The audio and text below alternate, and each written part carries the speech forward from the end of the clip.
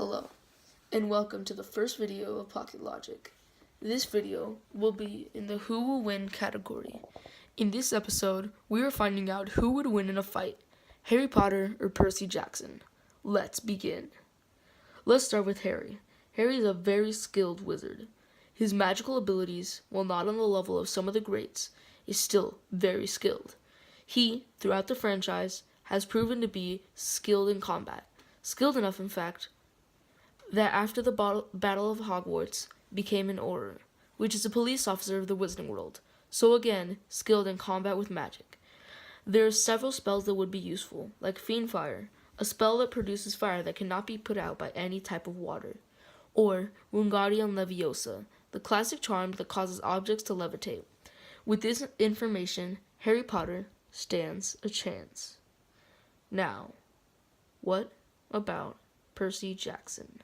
His sword, the Riptide, is a great sword made out of celestial bronze. That is a bronze that only works on enemies it deems worthy enough to kill. That means most mortals. But a wizard is pretty strong, so we are going to assume that it deems him worthy enough to kill. He has a shield made out of bronze. He can control all things water, including the water in the air and in your body. He's the best sword fighter in 300 years, and he has taken some pretty bad beatings from godlike beings. Also, for the Riptide, he can cover it in normal bronze or just material that is usually made out of swords, and it would work the same way. But this time could kill mortals. So, let's go through some scenarios. Fight number 1. Harry Potter, seeing an intruder, immediately pulls his wand and tells him to back away. Percy Jackson uses this opportunity to attack Harry. He's knocked down and immediately draws his wand and fires a spell that has no effect on Percy. So he gets a large rock and tries to bash it on Percy's head, but Percy is clearly too fast. Percy pulls Riptide and opens his wristwatch shield. Harry, realizing that he is not going to affect Percy with magic, pulls out the sword of Gryffindor. Percy and Harry sprint towards each other, but Percy, being the clearly superior swordsman, cuts down Harry with ease. Fight number 2.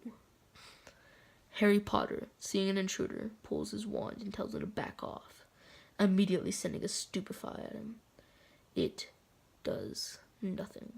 So, Harry starts sending rocks at him, but Percy can easily take them without much harm. Any harm that does come to him, he uses water to heal himself.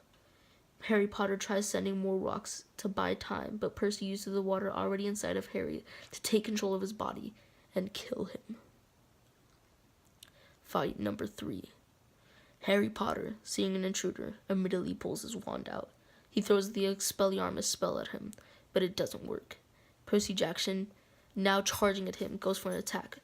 Realizing magic doesn't work on him, yells, "Accio, rock." A giant boulder comes in front of him, blocking the sword from touching Harry.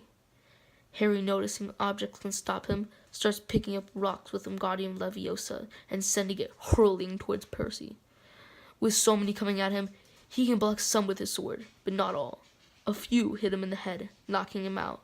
Harry, from this standpoint, can either A, finish the job with the sword of Gryffindor, or B, leave him out back waiting to be woken up. Now, with those fights all over with, you may be wondering why Percy won so many of the fights. Well, Percy is also immune to magic, as we see in The Last Olympian. So, as we can see here, Percy Jackson wins almost everyone. The only way Harry could win is if he realized early on that magic doesn't affect him. Percy is the victor here. Thank you so much for watching. Please make sure to like and subscribe. We're Pocket Logic, and we'll see you in the next one.